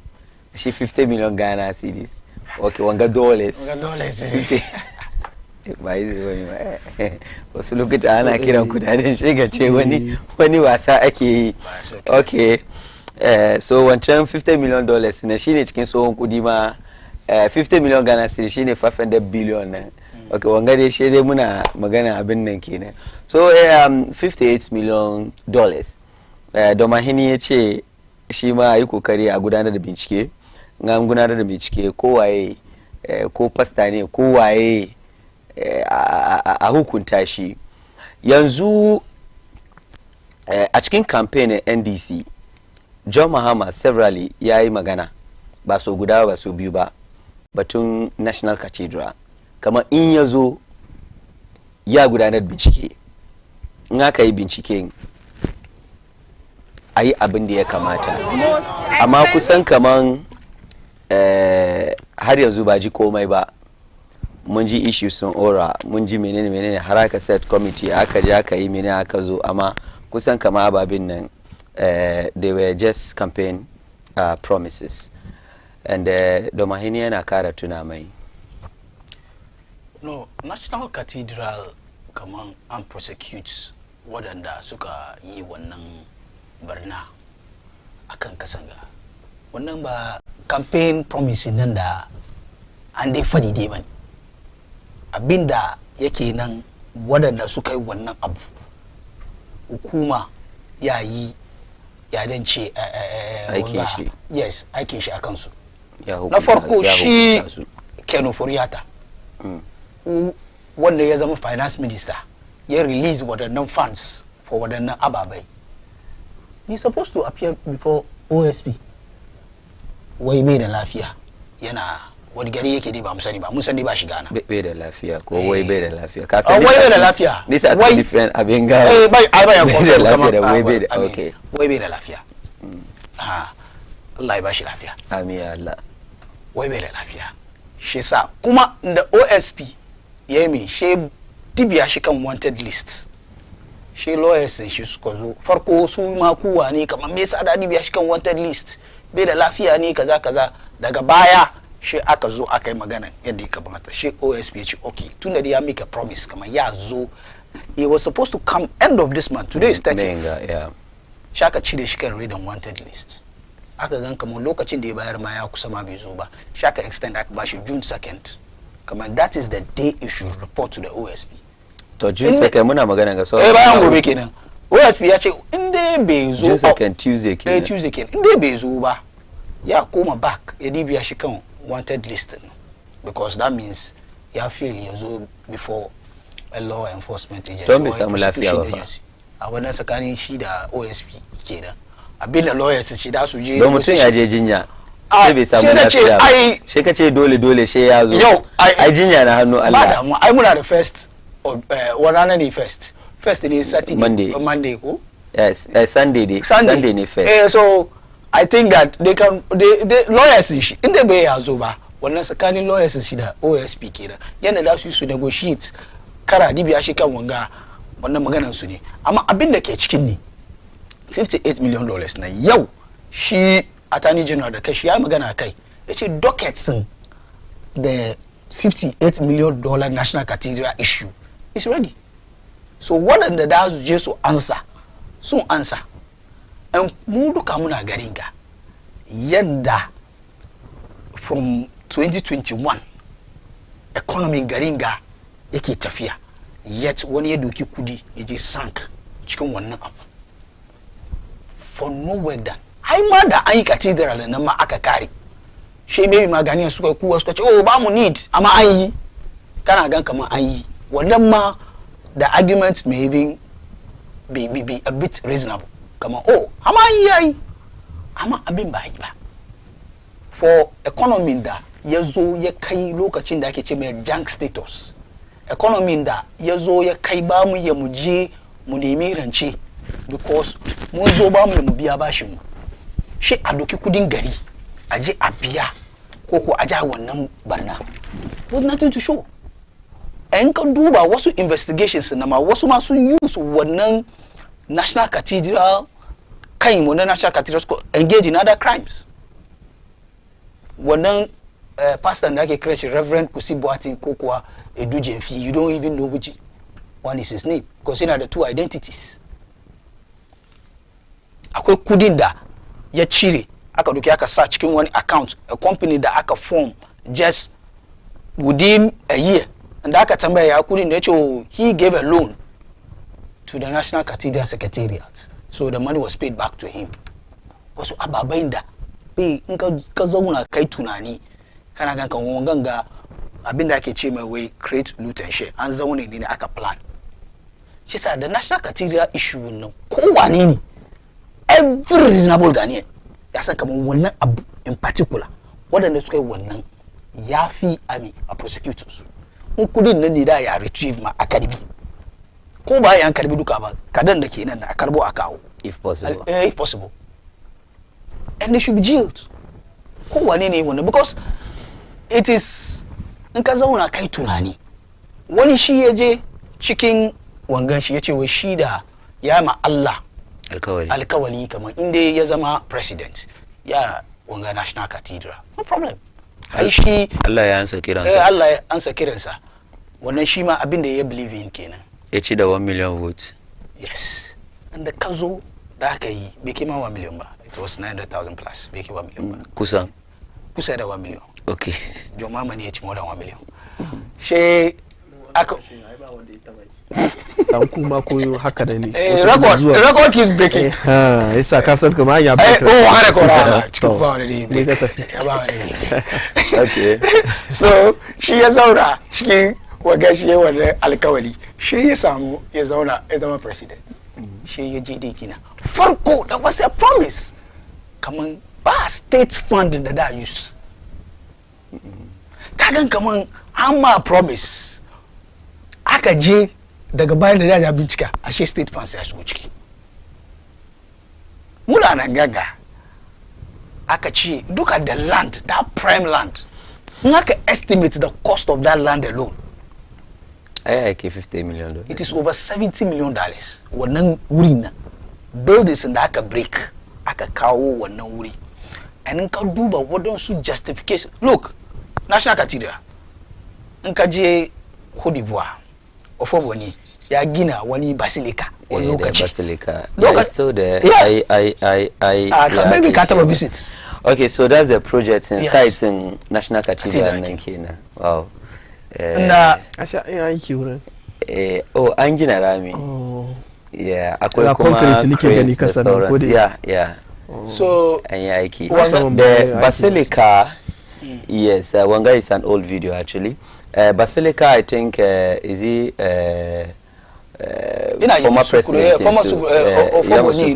Felix Ofoboni. Shi ya gina lokacin da dai gina mutanen gari, and I think is the babban coci kenan duniya, the whole world. Yes, and da dai gina suka ce mai kama abin da aka gina ga ya zo zama abin bi kamar amfani. Oh, ya gina an zo a visit because it will be the biggest Catholic church in the world, and it is. Yes, kuma na zuwa mutane ke zo visit. In ka je ka read about it, how many visitors come to visit it, how many Catholics go there. There is no relevance in the day bari ya zo wurin. Be bar Vatican, and then also visit to be a Catholic. Be bar Vatican, yazo yamasukuru. It was the same thing. That was justification. But the issue of National Cathedral, the Kumankaduba shi Basilica na wanda ke yamusukuru na Ivory Coast nga. Nkaduba per person, so this actually I think they are two different things. The Wanga is a national cathedral, and it's going to be like a tourist site, and we also that's what I'm saying. No, listen. Magana na dike yi kenan. Kaga justification suka bayar ga. Kama it is going to be a cultural center. It is going to be a place where people will come and visit. There will be a biblical restaurant. There will be something. Shine ke cewa kaman location wancan ma na ya musukuro ne da location wangana ga parliament house fa kana kai ina zuwa magana da nike yi ne kaman mutum ya zo ya baka those lofty ideas, okay, to think that it sounds, but in reality in ka zama can make analysis, it will be a waste because no Christian in the case so you make closer to his God. And suke zuwa pilgrimage Israel, they tashi zo Ghana. Eche wede zo do National Cathedral in Ghana. For what? Ama I biblical library, I a biblical restaurant. When he can go somewhere and get for him. I ain't last supper. Yes. When somebody believes that if he goes to Israel, if he is a Christian and he says that he wants to go to a pilgrimage, to him is more closer. She tashi zo Ghana. So karshen magana shine kama any person that they justify the building of the National Cathedral is never a patriot. Kuma abin da yasa Ghanaians suka punish the MPP at the last election scheme. Also continue sooner justify that waste of our hard-earned money, taxpayers' money. 2028, they will still see. Cikin magana ka akwai is two things. Kai magana wanda zai justify ginin National Cathedral. I think it's two things. Gina National Cathedral daban da hanyar da aka gina National ake so a gina ko aka yi niyan gina National Cathedral daban. Masani ba ka understand magana na. Yes. Context. Yes. In this state, okay. This if the kana magana a hali da ake ciki. Yes. Okay. Assuming that President Akufo-Addo a lokacin yace wannan gina National Cathedral, shi da Christian Council suka zo suka ci ba damuwa mun ga mu kudi zo mu gina. Fine, there could be some but angina. No, can answer question. No, it's a different thing. Agina da kuma hanyar da ake so ake bi agina. Na honorable Sadat. Ciwon da abinki kawai mini ba iya an kare ba. Damuwanka. Damuwana kenan. Har wato ya haifar da dama abinda sakamakon da ake bukata. Ake so. Ko aka nufa.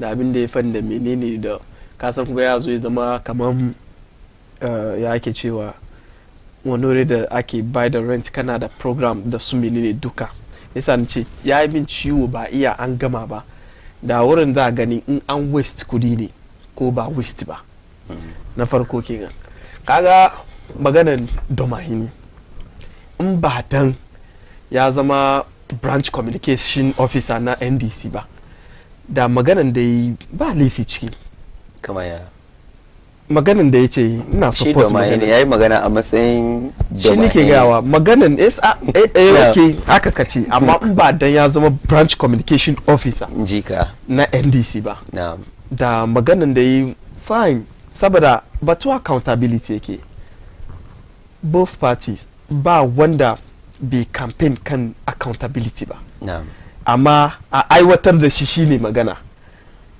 muka zo mun kama menene mun kama wan ya ci kudi wan ai sun yi ura muna zuwa ido mu duba abinda ura da ya haifa amma kan mu manta wake magana NDC ke magana Ghana at 50 ko menene ba su faɗi ba sun ci kudi in muka zo mun kama su mun kulle mun yi kaza in fact duba campaign NDC kutaki na major one sun ci kudi kaga wani lokaci har aka zo aka lissafa bank account manya-manyan MPP wani kaza na da kudi kaza wani kaza ya sata kudi kaza da aka kare aka tambaye a kaman ya sunan shi ne secretary ku wannan duka campaign message ne magana platform ne magana shi sa current chairman ko ya sunan shi secretary current secretary Fifi wannan campaign platform aka saya mai shi sa na ce muka wake magana NDC ne look inda batun accountability ne ba wanda bai so accountability amma ba da ka zo ka tun judge mutum tun baka zo ba dan maganganun da suke yin ga kamar na misalin da muka Ghana at 50 an kikkira sunan mutane sun ci kudi sun kai batun wangan ga cathedral ga da aka yi an kikkira mutane sun ci kudi ai ko ba haka ba wani court ya gwada kamar wani kaza ya ci kudi amma court ya NDC ya tun gwada wanga ya ci kudi wanga ya ci kudi ko ba muka zo mun kulle su ana tattara bincike sha kai kotu shi nake ga maka in dai wannan za a yi da mutane adalci ninga ban zuwa in zauna kan platform wani kaza ya ci kudi in zo defend shi ya ci kudin Ghana in a wrong manner ban zuwa zauna in defend shi sa nace muka ni ina support accountability amma in dai ba wuce hanci dai ko da politicize abinda ake yin nan ba shi sa na baka for president wanda a wanga ya ci kudi wanga ya ci in dai ba haka za yi ba dan yanzu haka court of public opinion muke an tun jail mutanen da an tun charges ya ma so ba kira an tun charge mutane ba ka kira sunan wani ba amma ka san jail yana somawa da charge ne yayi shi nake gaya maka ana charge me shi an tun jail mutane an tun jail NDC sun tun jail mutane daga courtun su da isa $58 million din nan wato an yi foundation da shi amma kudin ya short look ni ba contractor bane ban san kan gini ba ban yan zaunan defend in ce 58 million ya shiga wurin ko bai shiga ba ko ya bi wani ko bai bi ba kuma baka cikin trustees din nan ban da me baka cikin trustees ba ba shikenan I due diligence a bincika in gaskiya ne wani ya ci kudi da bai dace ba ji magana ya ci kudi da bai dace ba bai kamata yayi ba yayi court ya kama shi ba ruwa na daman laifi yayi court ya kama shi ko ba ka ba amma court NDC da nake wa sun tun jail mutane ya daga ya tun kira guda ya tun jail shi haka ya NDC tun bisa har kasa suka yi sun tun jail mutane wanda da kira suna nace OSP na invite shi so a guda ya kira maka suna guda a target kenan wa kuriyo OSP bai invite kan furiyata ba ina zuwa sabon kudi OSP har ya sa shi wanted now ba ma mutum ba har ya kira sunan wani pastor har yana cewa bai sani ba ko sunan shi ke ga ko sunan shi an tun san mutane an tun plan bro samu hankuri an program komi ya shishe inda haka dai zama to wannan ne zaka ga mun zauna muna magana amma inda musu adalci a bikan ka'ida yanda wani kaza yayi kaza wan shi yayi kaza abinda yayi bai dace da dokoki na Ghana ba yayi laifi kenan court ya kama shi a je ne amma da muna irin Ghana at 50 ne tun yanzu a ce wani kaza ya tunci kudi wani kaza ya mutane nawa da muke zaunin ga mutane nawa NDC suka ce muna sun ci kudi current abin ganga da suke muke cikin ga amma ka je aka bincika sai ka ga kaza ba daidai bane ga inda kudi ya bi ga inda look akwai president da yawa da ya kokoda amma ba shi ya kawo ba maganan gaskiya inde shi sa nake emphasize inde an kama wani da laifi ni Sadatu ban zuwa zauna in defend me shi kan laifin da yayi ba dai gaskiya ga evidence ya gwada yayi laifi ba amma aje batun wannan aje batun an tun jail mutum tun bai je court ba tun ba wani bai kama shi a bar batun wannan yanzu which hunting ke na ke yi ni magana na ke yasa ni ce maka in dai maka look ya baka mamaki kaga maganar da sarki na yayi har yana ba kaga cikin maganganun shi har ya kawo batun wuntumi yace president ka kama wuntumi amma ba ma wai ba kai ka kama shi ba wai ba ina nufin da kai ka kama da hannu amma in dai ka ba da hanya ko an kama shi to ayi kokari shi yasa nace maka ba dan sarki ya zama branch communication officer NDC ba da maganganun da zai yi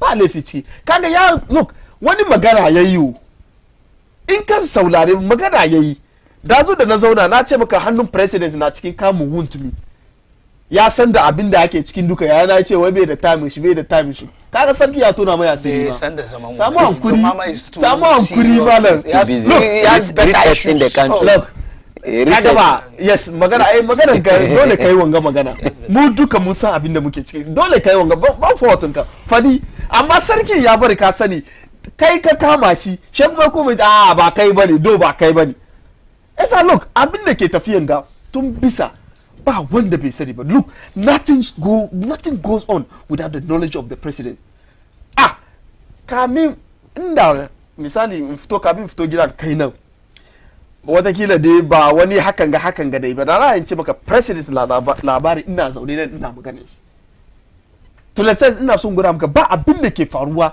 garin gaba da knowledge president ba shi sa na zo ka ce wai ga abin da ya faru na'am president mama yayi magana batun prices and hajj so okay so that we can have sai mu duba batun in za a yi gaskiya banda problem da wannan na'am amma in dai da bi haka ai haka wai don kun muna ko ga abin da wanga muka target mun mili shi wanga muka target mun mili yasa bari mu bi shi in dai wannan dai to ina ga bai tafiya da mu da kyau yasa mu ma mu ya abin da ya kamata right saboda lokaci jama'a za ku ya ku turo mana messages ku 0553683010 0553683010 inda dama kuma mun bude phone lines na insha Allah zuwa anjima insha Allah and president yayi magana kuma game da yake ce mai kudin hajji nan da ake biya but then Alasan daga Zenu Central Alasan Sisi daga Zenu Central kenan ya send we want to me the man of his own kingdom who wanted to buy Chelsea, who displayed gold on live TV, is today telling the security agencies that he can't afford 50 million Ghana cedi to bail himself. NPP supporters who mass up to Yoko to in support of Wuntumi should be telling us that whether they spend those monies with Wuntumi. And those supporters should ask and look around whether they will see the wife and children of Wuntumi among them. Right, the last one bankaranta yankuri that's a bit harsh. I mean batun hajji shekaran jami'ai magana hajji da kuma halin da mahajjata suka yi tafiya da makamancinsu and then kuma issues on wasu da aka mayar da su da makamancinsu but ana wata ga wata shugaban kasa President John Dramani Mahama has announced that Hajj fares could fall to as low as 50,000 Ghana cedi next year if the Ghanaian cedi continues its current trajectory of appreciation against the US dollar. Speaking during his thank you tour in Kintampo in the Bono East region on Thursday, May 29, 2025, the president highlighted the impact of recent exchange rate gains on the cost of the Islamic pilgrimage. She, in a quoting, where at the time we started paying for the Hajj, the cedi was 15 Ghana cedi, 50 pesos to the dollar. So the fare we came up with for the $4,000 cost to the Hajj came to 62,000 Ghana cedi. He explained. Kodeki, I think the right figure now was $4,130. Now, next year, if you do a calculation with where the cedi is currently 10 Ghana cedi, 50 pesos, it means the fare for Hajj may go below 50,000 Ghana cedi. President Mahama praised his administration's efforts to make the pilgrimage more affordable, noting that Hajj fares have already been reduced significantly from 75 Ghana cedi to 60 Ghana cedi, at least 75,000 Ghana cedi to 60,000 Ghana cedi, and it's 62,000 by 60,000 minus 62,000 since his government took over the process. Right, so shugaban kasa na ta ma na shayin wanga analysis ga don lokacin da aka kawo aka ce an rage kudin hajji from 75,000 to 62,000 Ghana cedi, that is 13,000 ya fita kenan. Shi na yi wani analysis nake cewa per dollar rate na which was $4,130 US, amma in ba isa ba shi dollar ya je sama, das lokacin kuma sun yi rates nan $1.15 Ghana cedi, ta haka an ba isa ba dollar ya zo kamar 17 Ghana cedi ma, then mahajjatanmu are paying more than 62,000 Ghana cedi, because a lokacin na wannan magana game da irin jubilations da shi mutane ke abin nan, and then I think I mentioned kamar the main problem is the dollar and cedi. Mun fahimta ko is the cedi depreciation na at that time, because na yi wannan magana kan main problem da muke da shi at that time shine dollar nan ba kudin na ce an rage ya zo 62 ko wani abu ba. To shine shugaban kasa ya je ce kamar in dai cedi nan ya rike karfin shi har yanzu ko darajan shi, na that's the right word, in ya rike darajan shi har next year kudin ya zo kasa. But question nan ne akwai zattutuka da ke faruwa ko cece-kucin da ke faruwa yanzu haka game da aikin hajji da ke nuna cewa kudin ka sani shi dollar nan 4,000 da muke biyan Ghana ne lowest yanzu haka cikin sub-region nan, Ghana ne lowest. To wasu na ce kamar wannan kudin da aka rage yanzu haka sauran wai lokacin nan services mu na Hajj is premium, isa services ya drop, in ba duba da kyau ba za mu fuskance kalubalai, mahajjatanmu za su samu cikas a cikin aikin hajji da ake wasu wahalhalu because of kudin da ya zo kasa nan an je for services na yadan sauko kasa. Kuma a hali da ake cikin ba sanar ka ji rahotanni da suka zo game da batun issues da accommodation, medicals da makamancinsu. Na bari mu ba John Dramani Mahama hankuri da shi da party NDC 60,000 ko 62,000 ya bar muna haka nan ba damuwa, ya bar muna haka nan in the sense kamar look sai dai wanda bai son gaskiya kai ya rage. amma sidin ya samu daraja a lokacin bai da daraja, so da kiba ko su ajiya a ce na fari wani abu, amma nan maganar nake shine with 60,000 62,000 duba halin da mahajjata suke ciki. An ce balle no videos were there to show. No, mu dai muna hada rahotanni mu zo mu fito da sahihin labari, amma a hali da ake cikin da shi dai mu ce an ce so far kaga videos kamar yadda kace an ce kaga wani abu like na jin dadi da yawa da aka gwaggwada so far cikin rahotannin da ka hada ka gani, so wanda ke tafiya ko wanda ke out ake gani shine na munanan wato ababa ko mu doke shi haka nan ko wanda bai dace ba so far shi kenan with even 62,000 kenan. Look, kaga kudin hajin Ghana, it has always been the lowest.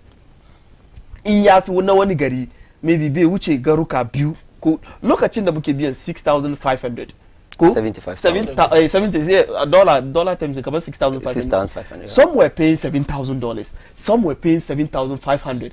Nigeria, Gabon, kamar di Cote d'Ivoire ne kone nasu duka ya fi na Ghana lokacin.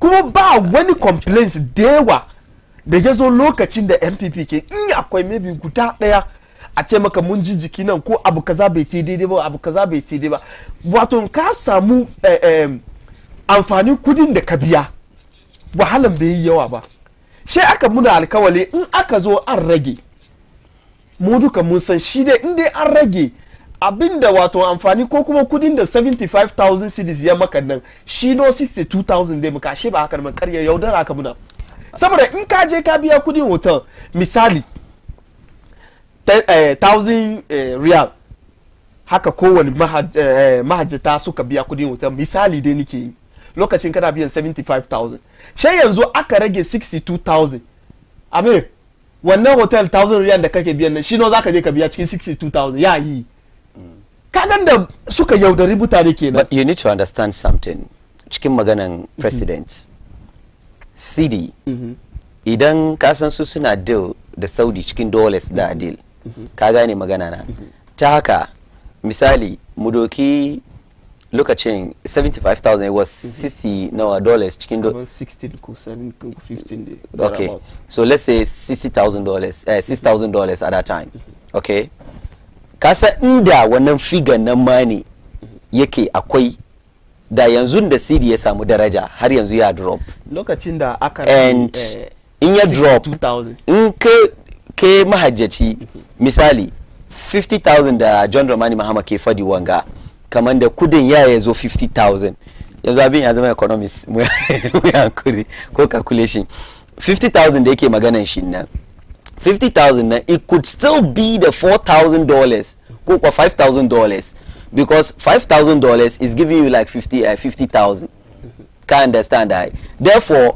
a dollar ma za ya daga kudin but CD ya rage sa'an nan in ka je za ka biya can the dollar is still the same like dollar ma ya je sama kuma I don't know if kana gane so the whole issue is centered on the appreciation of the CD da aka rage ba 62,000 shi lokacin kudin na ya fadi haka lokacin da shi bai fadi ba that's why at that time I called for the CD not aka rage ko ba aka ba amma bear in mind fa yanda kudin mu ke yi nan gan nan ba haka yake yin can ba kudin su yana stable for over 10 years yana yanda yake shi yasa in nan ga ya je kasa bai je kasa ba ka karbi mutum 62,000 ba ka zuwa can nan ka ce su ma kudin su ya rage yasa su rage abinda kake biya service wurin na haka nan zaka je ka biya ka karbi 62,000 nan ka je ka ba mai shi bad service sai ka rage kuma 50,000 wani service zaka je ka ba mai shi bari mu da kanmu gaskiya kudin su nan da nan ba haka yanda su nan ke ta ba haka yake tafiya ba 75,000 kowa ya san irin service da aka samu 62,000 kowa ya san irin service da aka samu sai na ga 50,000 Amin John Dramani Mahama ya kuri kai ya kuri 50,000 before cause I think we have the bites mu bici wahala haka da kanka a kara mu da wahala kara mu da wahala so problem it's a campaign promise to the Zongo community she nace da promise an ga wahalar da muke yi ba ya na ba abin da zaka ce zaka mu da promise an ga wahalar da muke yi na balle ba over the chaba ita mi da ne honorable baba insha Allah bari aba praise his administration efforts to make the pilgrimage more affordable, noting that hard fares have already been reduced significantly from 75,000 cedis to 60,000 cedis since his government took over the process. The president's comment comes amid broader discussion about the strengthening of the cedi and its impact on cost of living. He stressed that the positive performance of the local currency should continue translating into relief for citizens across various sectors.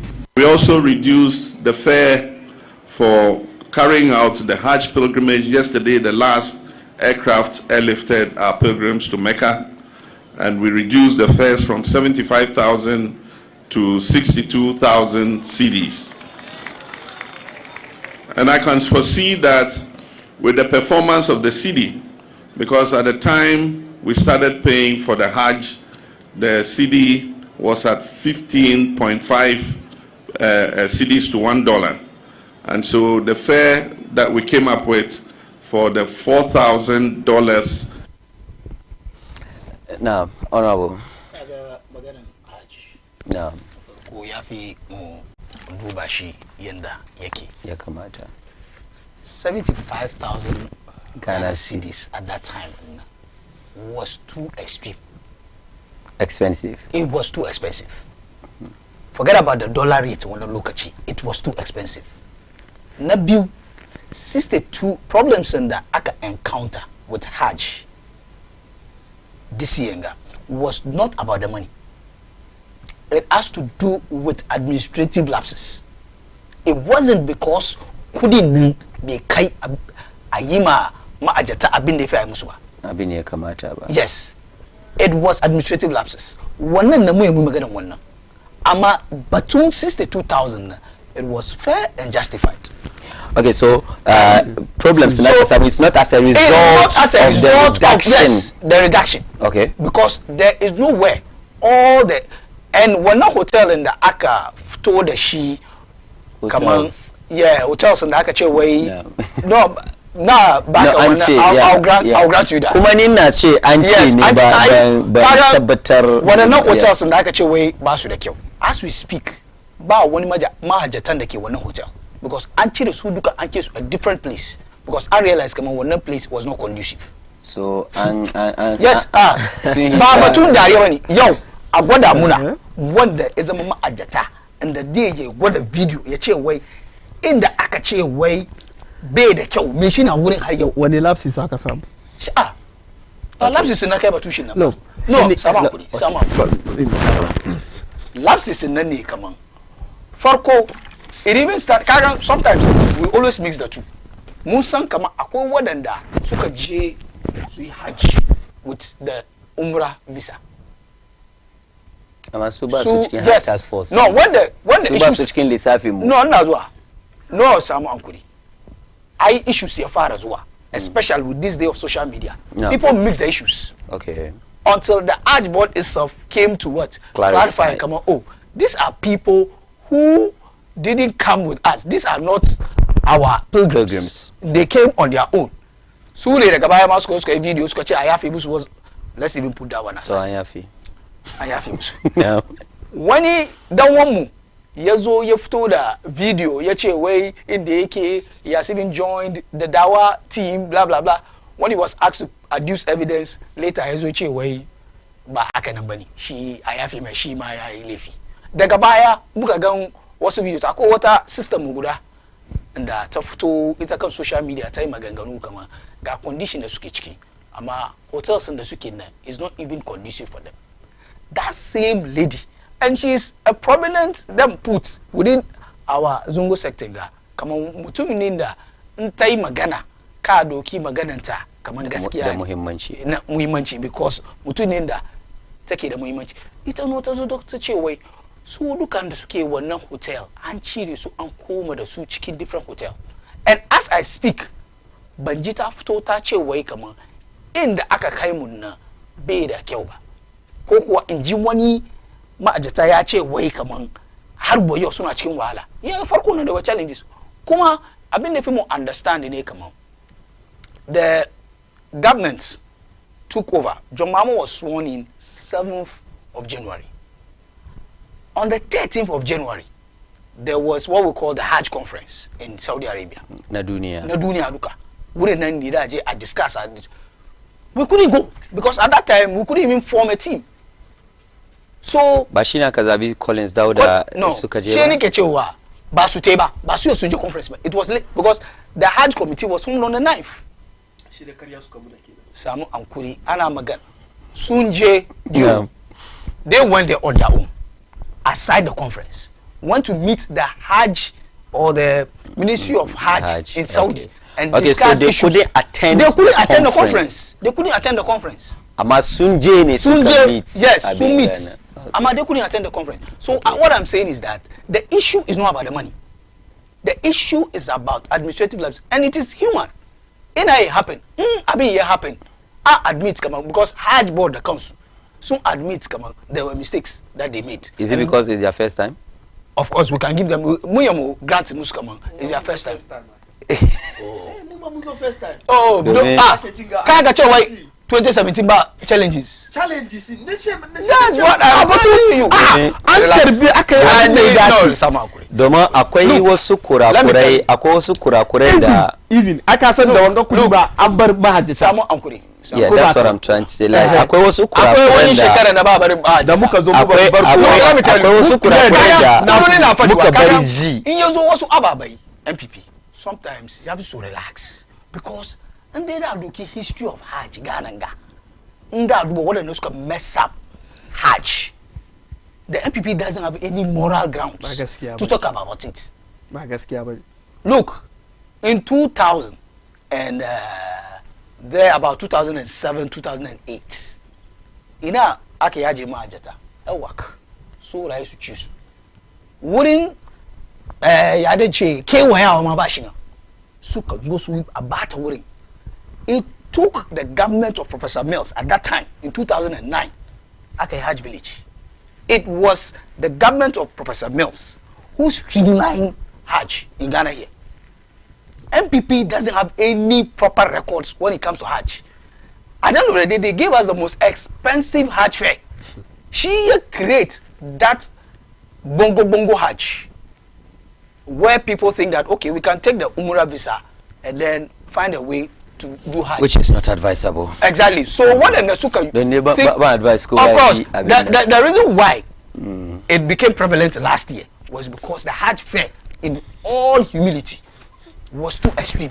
Just a baton problem in the Aka face, which has been solved, wasn't the money. So in the Jomama Yache way, based on the dollar he perform. Likely, yeah, 50,000. 500 million. Yes, yeah, it come ajina yende kamata. In the administrative work in the yende kamata. Nada. Wannan ni ban ga dama don in dai dollar ne yazo kasa ai wannan kasa ana ina da danwa ni na zama nan ban makariya ina da danwa yana cikin Hajj administration this year ya fadi mini kaman the way things are going in suka je wurin da ya san sun encounter challenges. He told me. So that challenges when he came to me, I didn't see it as a surprise. And it's not. We have just about 3 minutes, so then back 1 minute to probably wrap up. No, for now is like just 3 minutes. 1 minute. Hajj conference in Sunji, led by Collins Dauda, Anje, Aka Kumu. Asunji. No, it's your word against mine. Yes, and I'm telling you about Teba. Well, kai ke fadi. Kuma kowa garin ga har da kai an san kaman NDC this year an je Hajj conference nan. Kuma da suka zo ne suka yi press conference har suka gaya muna ashe abinda aka yi ta yin nan na last year muna sabar akwai wasu magudi da amma ba haka nan bane. Wannan conference kenan suka je suka zo suka ba mu wannan labari. Amma har suka ce in ba haka nan ba da anya an maintain pricing last year wannan duka Hajj conference suka komo suka fadi muna wannan. Na farko akwai zance da ya fito kamar wai wannan magana ba su suka yi ba. Wanne ne magana da ba su suka yi ba? Kamar suka ci ashe lamarin ba haka bane watakila ma kudin kaza. Cikin PR su duka suka abin na wai fake ne. Wa in ka duba Joy ba ma bace ma Joy su suka ka ga wannan stories nan duka. Kaga batun da ake conditions yau da aka samu kam da bai kamata a samu last season da yana ke gudawa a sambo saboda gwamnati ne da ba ya zo even president da ke kai ya zauna an yi Hajj karkashin shi ta har yanzu so wani lapses kake gudawa a samu just damuwan da ke cikin yaudarar da suka yi da mutane ne shi ke cin su yanzu ba komi bane yaudarar da suka yi da mutane. Look, da NPP ya doki power mutanen da NDC suka bari ban so yi karya amma sun bar mutane da dama figa ya escape na NPP ya kwashe duka wannan mutane backlog da suka bari aka tere su duka yau muna maganan ga wanda suka biya sun saura me yasa suka saura amma NDC food soldiers suna Saudiya suna Hajj me yasa wannan irin wannan gama garu ke bari in abibi da yi da magana food soldiers a doki food soldiers ake Hajj ai yanzu an ce an bar wani kuna da wannan bola ground fine mun doki an ce an bar wani ga look the reason why bai gada ba da kuri na ce ba mu doke shi and I don't believe ya kwashi food soldiers ya je da su mu doke shi samu ba food soldiers da aka ya kuka bar mu doke shi ba haka da mu doke shi MPP mun kwashe food soldiers mun bar mahajjata gida wa aka bari ba ku bar wani ba ba ku bar muna kan platform da mutane ke duba ka ce wai an bar mutane give a finger mutane nawa aka bari so da wani an bar mutane because the corporates when they came in charge of corporate affairs an bar mutane yes apologize da irin challenges da aka samu sa'an nan akwai mutane 5 da yanzu aka mayar da su yace kama kan mu ce an deportin su muka ce mun ji ka gane ko don ba wai sun aikata wani laifi ba bal kuskuri ne aka samu da takaddun su ka gane ko aka mayar da su banda wannan akwai mutanen da yake baya an kai su ba saboda ire-iren wadanga challenges so it's a fact and let's establish the fact okay I agree kama har ma wanda ke sadar da jama'a ya ce kama a yafe musu I agree that's what I'm saying that no. The issue about the challenges But I agree Hajj we agree it's not nobody they agree ba oh they need for the funny what up no provide evidence oh no abuba I agree yeah abuba ina faruwa ka fara magana no inda da na tambaye shi oh the corporate affairs yeah Hajj board ya fito yayi magana ya shi ce magana ya kare na agree shi na ce wai the administrative lapses is not about the money yeah ba batun kudi da aka biya no that's a point in the well made like yes. I mean so yeah, and she basically agree there's lapses in that administrative yes. So Ambia not yes agreement Ambia 75,000 which was last year's fare Koko maybe this year Ambia 80,000 and we still have the same problems so I mean and yes and come on but so they were more even interested in the bonus I mean like Kenani come on not agree but is he going to sit here and tell me come on throughout the 8 years and the MPP years power Hajj ba ta bar wani baya kan gwada mu da in an bar wani mana wanda ya ce assalamu alaikum mu gentlemen and maza gentlemen wanda ya ce please let us not talk about the National Cathedral because how many times okay we Mike in Kumana mute so how many times let us not talk about please let us not talk about the National Cathedral because how many times did Muslims in Ghana try to build a national mosque? We were not able because I don't know the point you're trying to make. Our religious leaders, they are not so-called, they are religious leaders. Chop all the money. Canada evidence including building materials since Rollins time until a Turkish company intervened. Was it Turkish government or the Turkish company? Well, sometimes very more established facts in Munakio. Please, we are not Whether Turkey company could Turkey government there was Turkey. There was a Turkey. Okay. Now understand. Catch it. Now, please, we are not fit to talk about it. They Christians in Ghana also have the right to build a national mosque, a national cathedral or mosque, a national cathedral. Sorry, it is for us to debate on its period. Thanks, Abdullah. You Abdullah Munji. Assalamu alaikum. So in ya kan Israel kuma zo su build mana cathedral na gaba da. I wurin ake zuwa abin ai issue ga ta wata shi ce kamar ka san duk duniya ba kasa da ke da daular Christian ba duk duniya ba shi kaman kasa da ke da daula na Christian haka, amma zaka samu kasashe da dama da ke da daula na musulunci da kuma ake shari'a da musulunci, amma ba wani kasa ko guda. Exactly, that is sometimes mutane ba son wayan ba ba.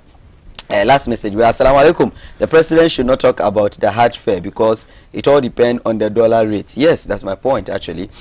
So if the dollar goes as low as 5 cedis, we are going to pay 5,000 or 50,000 Ghana cedi. That would be a cheap. 62. So time will tell, inshallah. Yeah, it's a matter of time. Of course, it is a matter of time. Shekaranja akwai dan wa da ya turo min video na magana da president yayi sai ce min kama interesting times ahead nace of course interesting times ahead ko ba haka ba Allah ba mu rai da lafiya.